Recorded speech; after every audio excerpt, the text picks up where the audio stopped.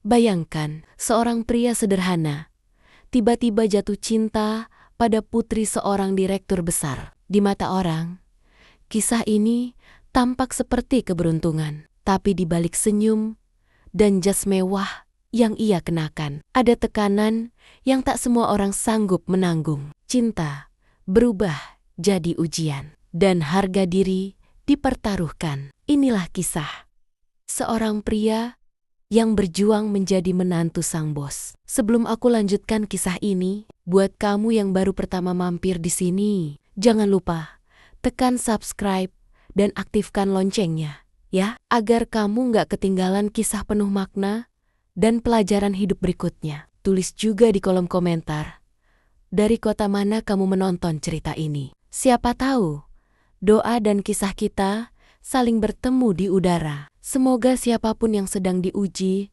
dalam diam, sedang berjuang tanpa pengakuan, diberi kekuatan dan keajaiban dari arah yang tak disangka-sangka. Amin.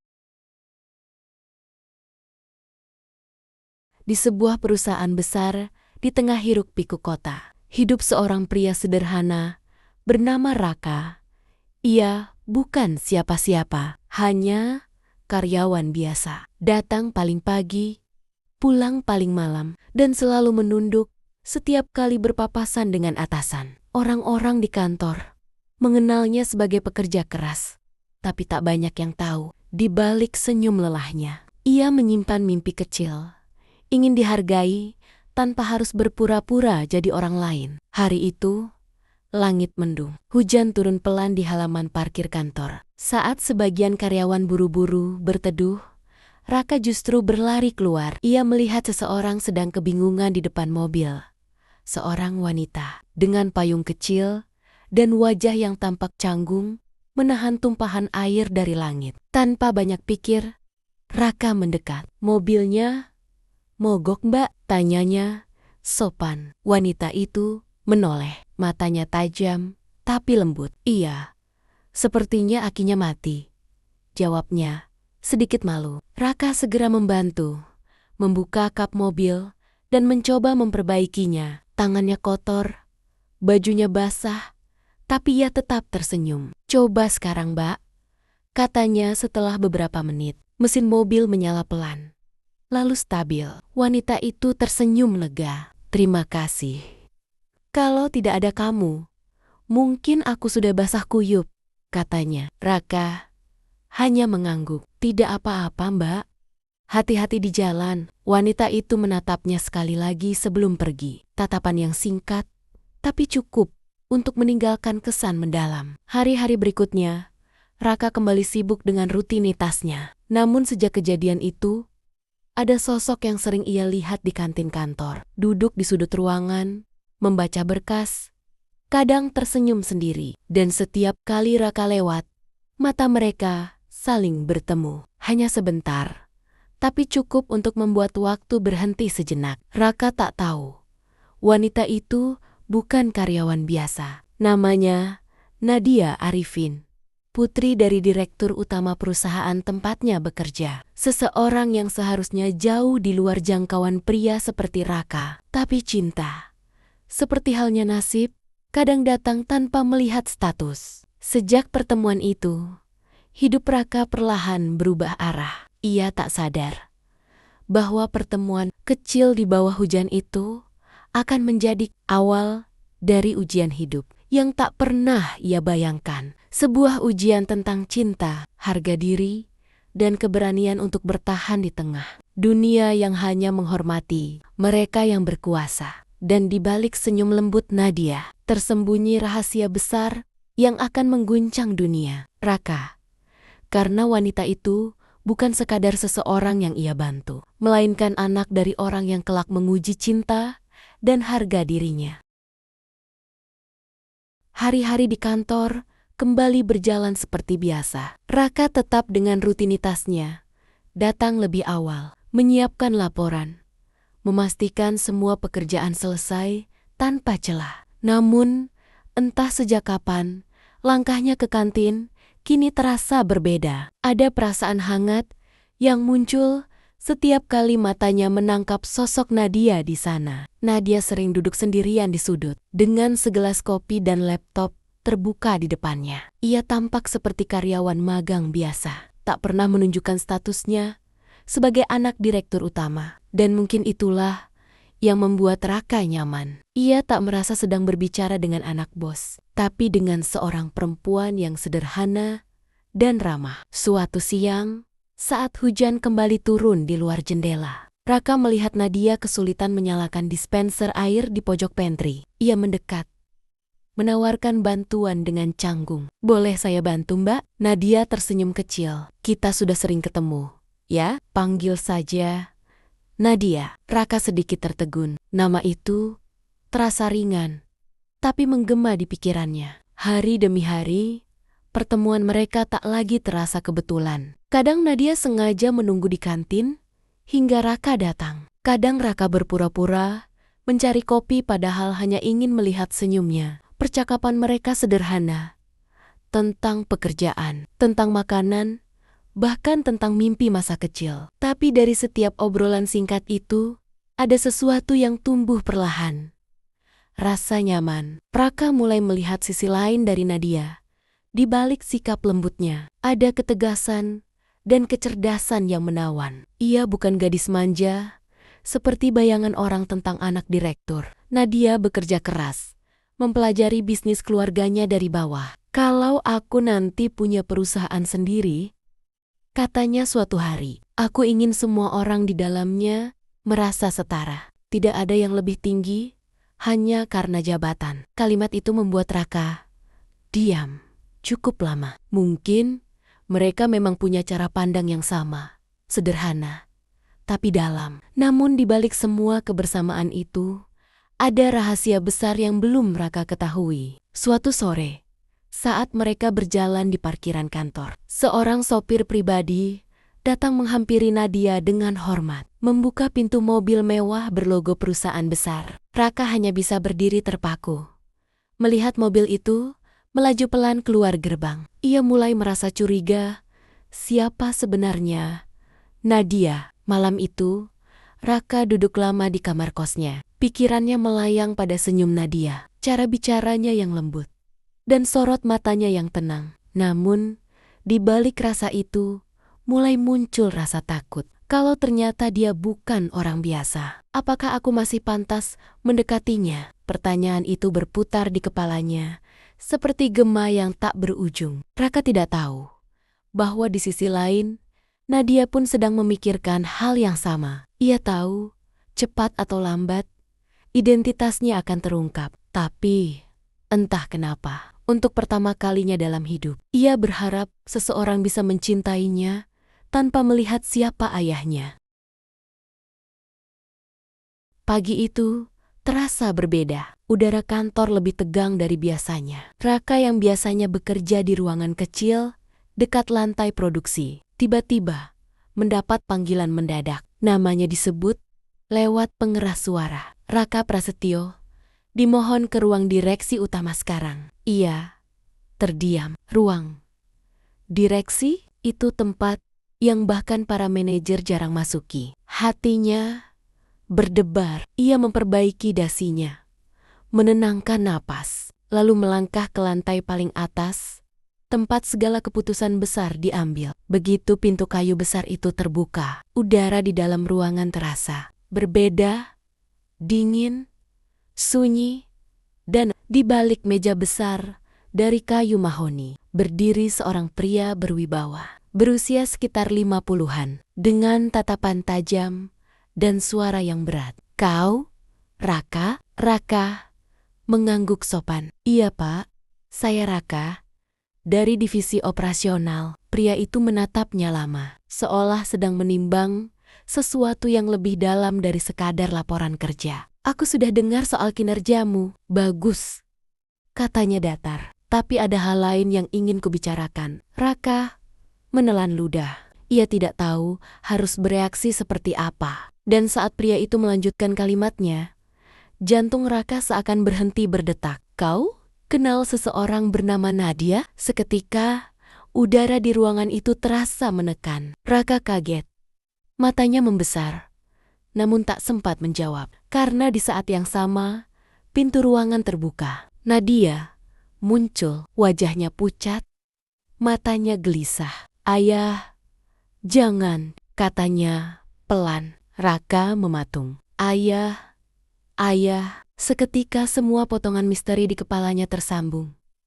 Sopir pribadi, mobil mewah, sikap orang-orang yang selalu menghormati Nadia di kantor. Semuanya kini jelas. Wanita yang selama ini ia kagumi, yang ia bantu di hari hujan itu, ternyata adalah anak direktur utama. Anak dari pria yang kini berdiri di depannya, atasannya sendiri. "Jadi, kau anak dari Pak Arifin?" Raka berbisik, hampir tak percaya. Nadia menunduk. "Aku ingin memberitahumu, tapi aku takut semuanya berubah kalau kau tahu." Suasana hening beberapa detik, lalu suara Pak Arifin memecah ketegangan itu dengan nada dingin. "Kau tahu posisimu kan, Raka? Anak saya bukan seseorang yang bisa kau dekati begitu saja." "Saya tidak bermaksud apa-apa, Pak." "Pak," jawab Raka pelan. "Cukup," potongnya tajam. "Mulai hari ini, jaga jarak. Aku tak ingin mendengar namamu dan nama anakku disebut dalam kalimat yang sama lagi." Kalimat itu seperti palu yang menghantam dada Raka. Ia hanya bisa menunduk, menahan rasa sesak yang mulai memenuhi dadanya. Setelah itu, Raka keluar dari ruangan tanpa sepatah kata. Di koridor yang panjang dan sepi, langkahnya terasa berat. Nadia mengejarnya, menahan air mata. "Raka, maaf, aku tidak bermaksud menyakitimu." Raka hanya menatapnya. "Kau tidak salah, Nadia. Aku hanya lupa bahwa dunia kita berbeda." Dan hari itu, untuk pertama kalinya, Raka benar-benar merasa kecil. Bukan karena gajinya, bukan karena jabatannya, tapi karena cinta yang ia jaga dengan tulus, tiba-tiba tampak tidak pantas di mata dunia. Sejak pertemuan itu, suasana kantor tak lagi sama. Raka merasa semua mata memandangnya dengan cara berbeda. Beberapa rekan kerja berbisik setiap kali ia lewat, sebagian bahkan memilih menjauh. Ia tahu kabar itu telah menyebar. Raka, karyawan biasa yang nekat mendekati anak direktur. Hari-hari yang dulu ia lalui dengan tenang, kini terasa menyesakkan. Raka mencoba tetap profesional, bekerja seperti biasa, tapi tatapan tajam Pak Arifin di ruang rapat, dinginnya suasana ketika mereka berpapasan di lift, semuanya seolah mengingatkan bahwa ia kini berada di posisi yang tidak diinginkan. Suatu sore, saat sebagian karyawan mulai pulang, Raka dipanggil lagi ke ruang direksi. Nada suara sekretaris terdengar datar. Pak Arifin ingin bicara empat mata. Di dalam ruangan, Pak Arifin duduk dengan tangan terlipat. Wajahnya tenang, tapi matanya menyimpan tekanan yang sulit dijelaskan. "Raka," katanya pelan tapi tegas, "aku tahu kau anak baik. Aku sudah dengar tentang kerja kerasmu. Tapi mari kita realistis. Dunia ini tidak sesederhana perasaan." Raka hanya diam, menatap lantai. "Anakku sudah terbiasa hidup dalam lingkungan tertentu.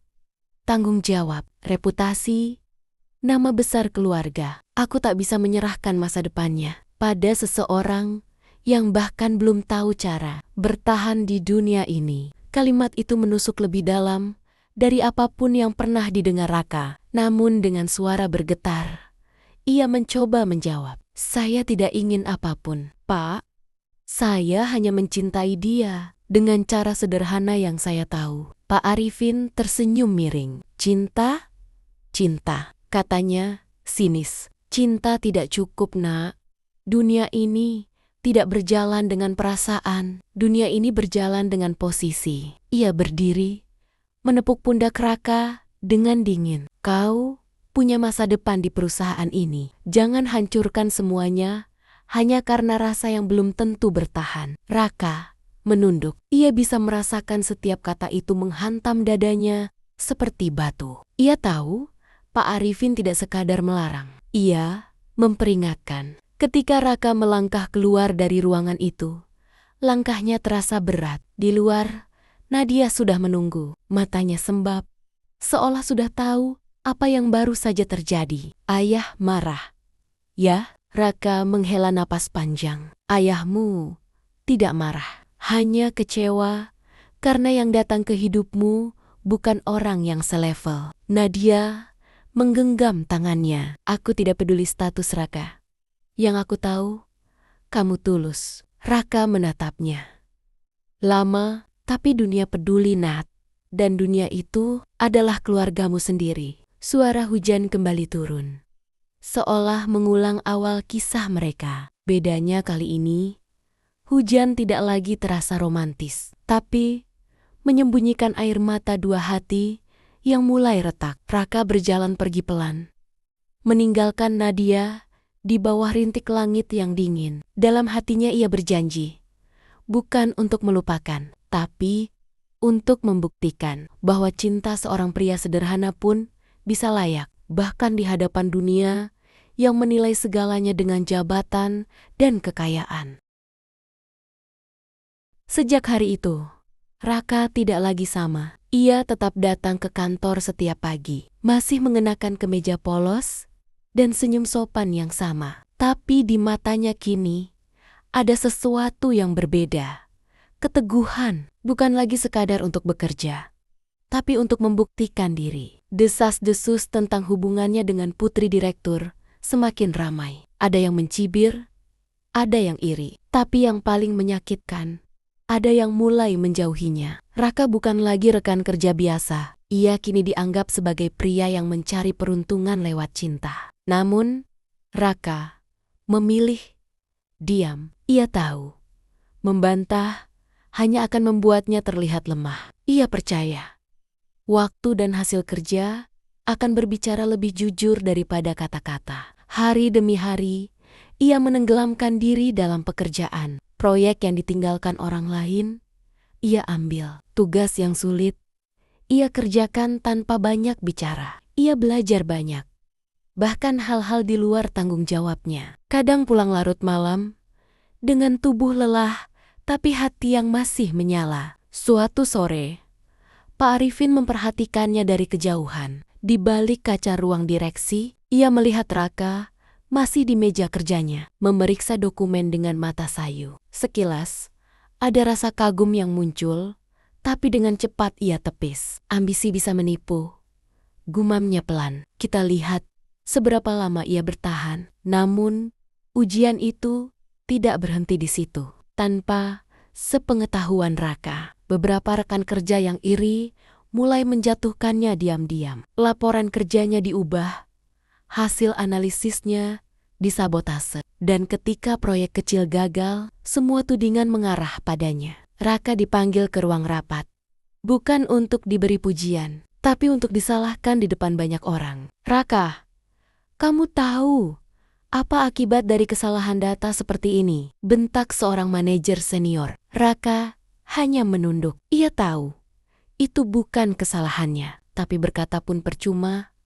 Ia tidak punya bukti. Dari sudut ruangan, Nadia melihat semua itu. Ia ingin membela, tapi tatapan ayahnya membuatnya membeku. Jangan ikut campur, kata Pak Arifin pelan, tapi tajam. Raka keluar dari ruangan itu dengan langkah berat, tapi di wajahnya tidak ada amarah. Yang tersisa hanyalah tekad yang makin keras. Malam itu, di depan cermin kamar kosnya yang sempit, ia berbicara pada dirinya sendiri. Mereka boleh menertawakan, boleh meremehkan, tapi aku tidak akan menyerah. Aku tidak akan membuktikan dengan kata-kata, tapi dengan hasil. Ia tahu dunia tidak akan memberinya kesempatan kedua, tapi ia juga tahu lelaki yang jatuh bukan berarti kalah, selama ia masih punya keberanian untuk bangkit. Dan di balik semua tekanan itu, satu hal yang membuatnya bertahan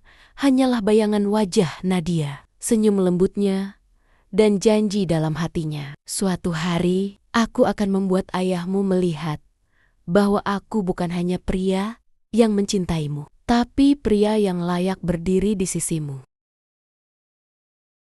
Hari-hari berikutnya terasa berat. Raka dan Nadia semakin jarang bertemu. Bukan karena mereka tak ingin, tapi karena dunia seolah sengaja menjauhkan mereka. Setiap kali Raka mencoba mendekat, selalu ada tembok yang menghadang.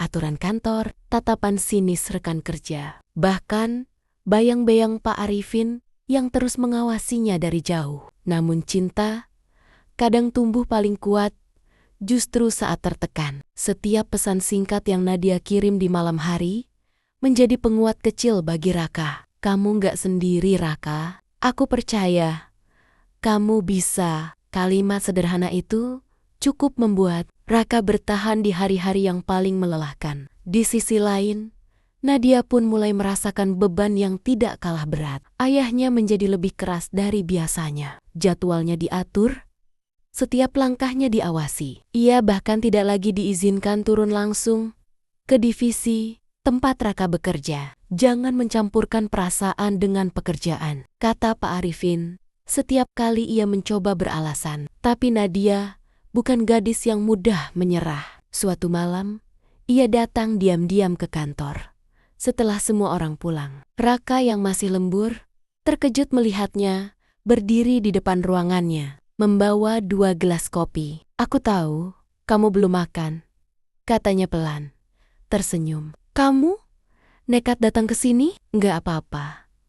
Kadang cinta juga butuh keberanian. Mereka duduk berdua di ruang kerja kecil itu, dikelilingi berkas dan cahaya lampu redup. Tak ada kata cinta yang diucapkan malam itu, tapi keheningan di antara mereka berkata jauh lebih banyak. Raka menatap Nadia lama. Ada rasa bahagia, tapi juga ketakutan. Nat, kalau aku gagal, kalau aku nggak bisa buktiin apa-apa, kamu nggak akan nyesel kan? Nadia tersenyum lembut. Aku nggak butuh kamu jadi orang hebat. Aku cuma butuh kamu tetap jadi dirimu sendiri. Namun dunia tak pernah memberi ruang bagi cinta semurni. Itu untuk tenang terlalu lama. Keesokan harinya, seseorang memotret pertemuan mereka diam dayung dan mengirimkannya langsung ke meja Pak Arifin. Dan malam itu juga, Nadia dipanggil pulang lebih awal. Suara ayahnya berat, tapi dingin. Aku sudah cukup sabar, Nadia.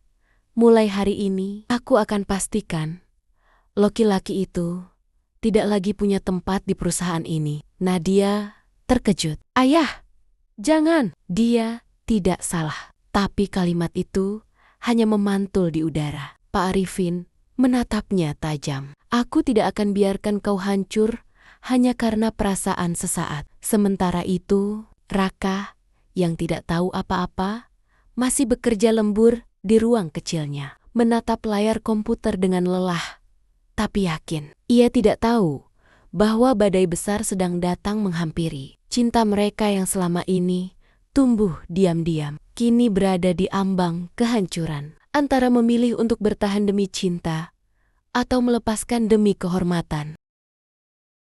Pagi itu, suasana kantor terasa menegangkan. Raka baru saja tiba ketika seorang sekretaris menghampirinya dengan wajah datar. Pak Arifin ingin bertemu.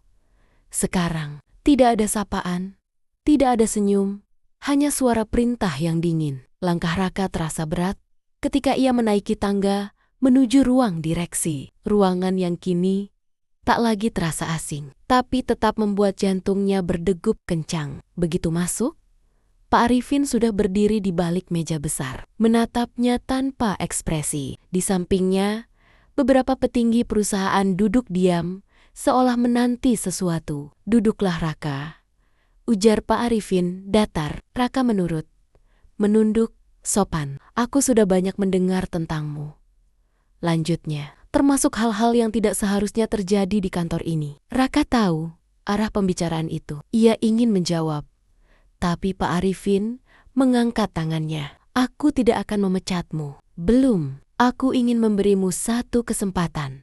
Kesempatan terakhir. Ruangan mendadak hening. Semua mata tertuju pada Raka. Pak Arifin kemudian menyerahkan sebuah map tebal di meja. Ini proyek lama yang sudah gagal 2 kali. Nilainya besar dan banyak yang sudah menyerah.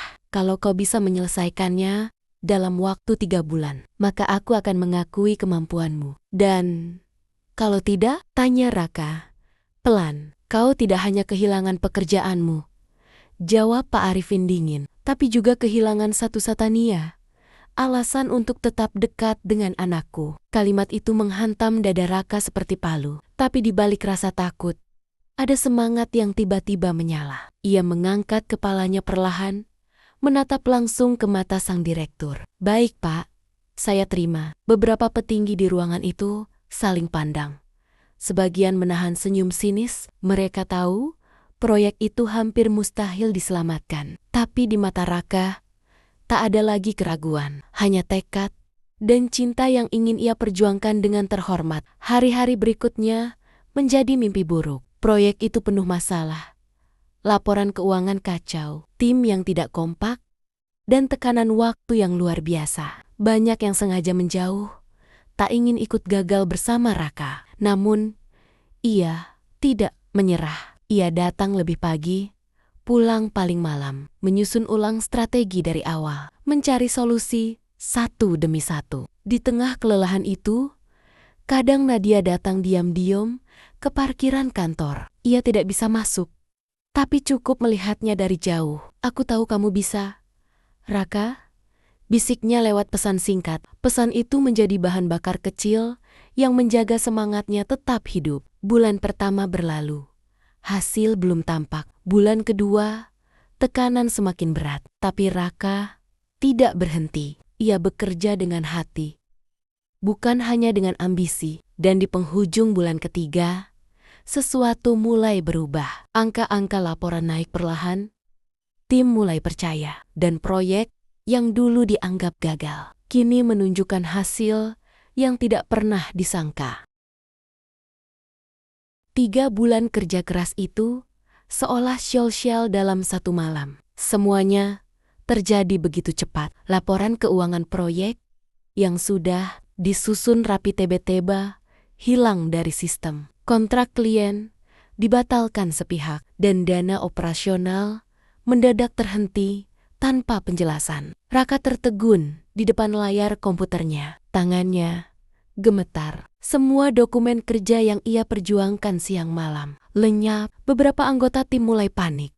Sebagian lainnya justru menyalahkannya. Sudah kubilang, proyek ini sial. Ini semua gara-gara ambisi kamu, Raka. Sekarang kita semua kena imbasnya. Raka hanya diam. Suaranya hilang, seperti tenggelam di antara tudingan. Ia tahu ada sesuatu yang tidak wajar. Tapi siapa yang mau percaya pada seorang karyawan biasa? Ketika semua bukti justru Siuliola menuduhnya sendiri. Sore itu, ia dipanggil lagi ke ruang direksi. Pak Arifin duduk dengan wajah kecewa.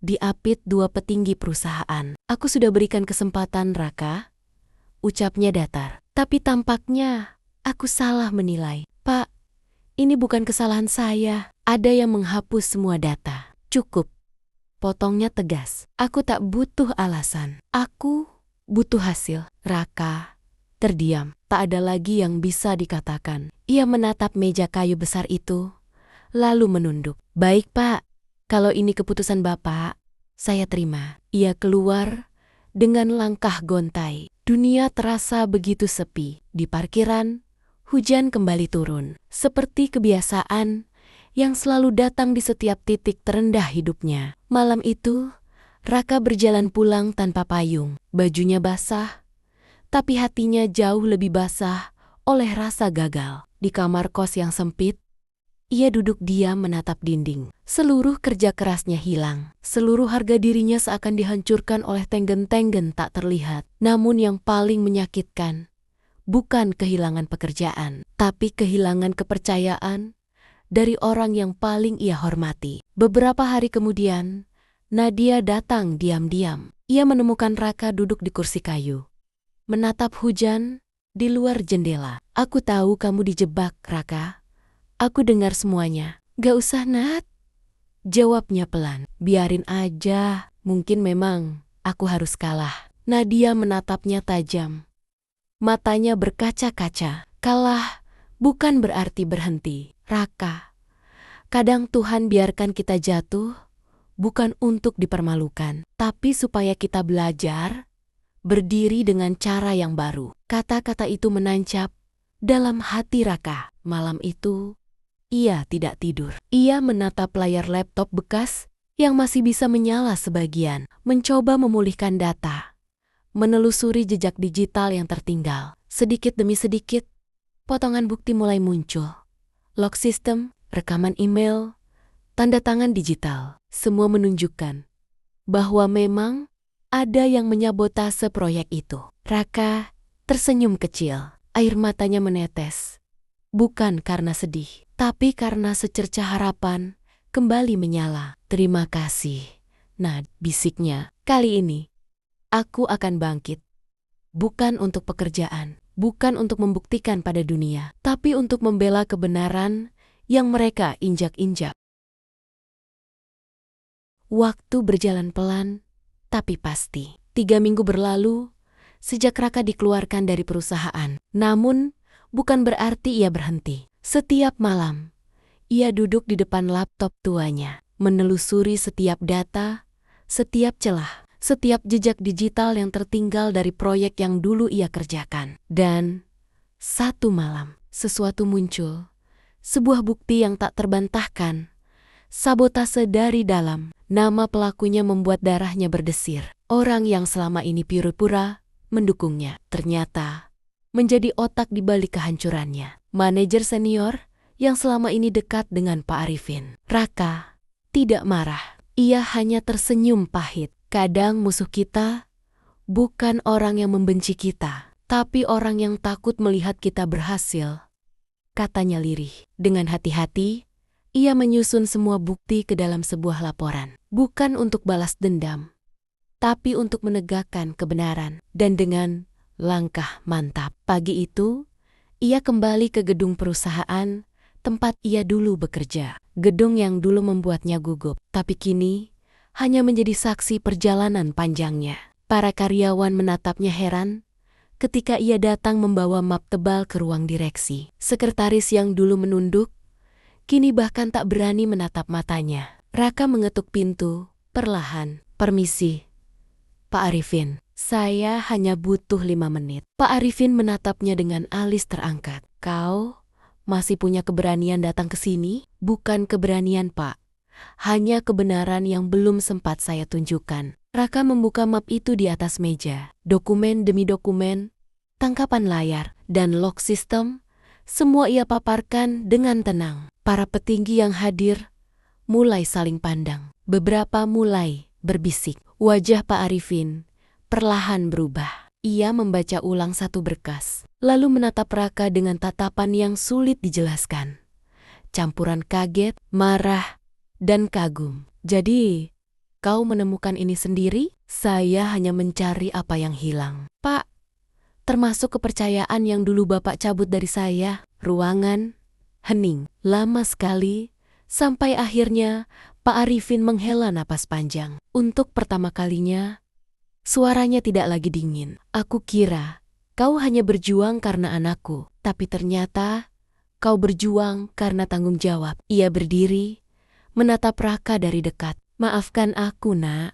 Aku menilaimu terlalu cepat. Raka terdiam. Kata Nak dari mulut seorang direktur besar itu terasa jauh lebih berat dari sekadar panggilan. Ia menunduk, menahan air mata yang hampir jatuh. Saya tidak ingin Bapak meminta maaf. Saya hanya ingin Bapak tahu bahwa tidak semua cinta datang untuk mengambil. Ada cinta yang datang untuk membawa nilai. Di luar ruangan, Nadia menunggu dengan cemas. Ketika pintu terbuka dan ia melihat ayahnya menepuk bahu, Raka sambil tersenyum kecil. Air matanya langsung mengalir. Ia berlari memeluk Raka untuk pertama kalinya tanpa harus sembunyi. Aku tahu kamu bisa, bisiknya di dada Raka. Aku nggak bisa tanpa kamu, jawab Raka pelan, suaranya bergetar. Pak Arifin berdiri di depan mereka, tersenyum dengan mata yang mulai basah.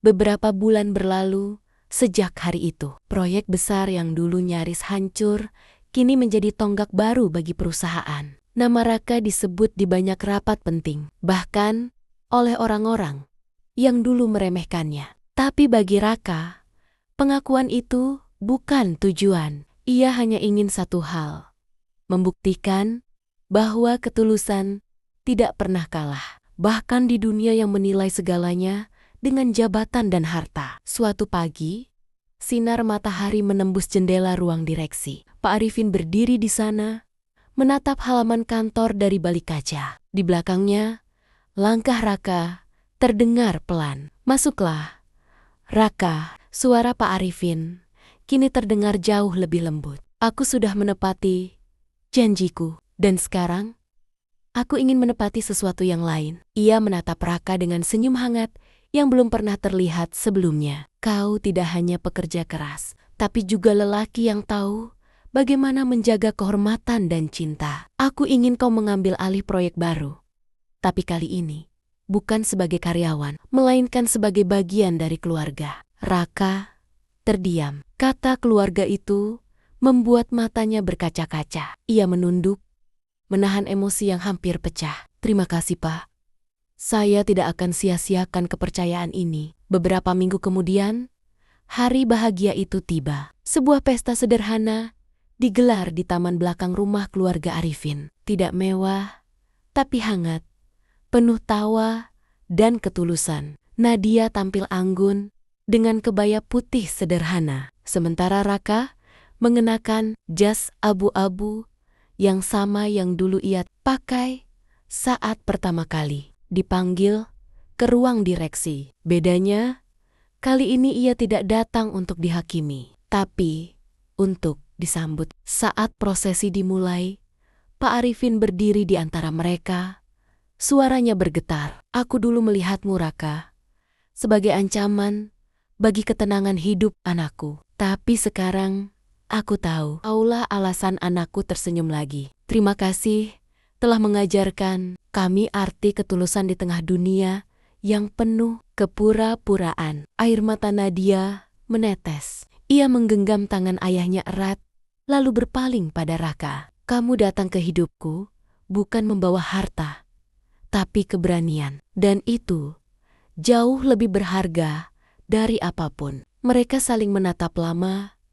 Dua jiwa yang pernah dihalangi, kini bersatu di bawah restu langit dan restu seorang ayah. Dan ketika malam turun, Raka berdiri di balkon rumah barunya, menatap langit penuh bintang. Angin malam berhembus lembut, membawa suara kenangan dari masa lalu, suara hujan, ruang rapat yang dingin, kata-kata yang pernah melukai. Tapi kini, semua itu menjadi bagian dari perjalanan yang indah. Dengan suara lirih, ia berkata pelan, seolah berbicara pada dirinya sendiri. "Menjadi menantu sang bos bukan tentang kemewahan, bukan tentang kekuasaan. Ini tentang keberanian untuk tetap jujur di tengah ujian, dan kesetiaan untuk mencintai tanpa pamrih."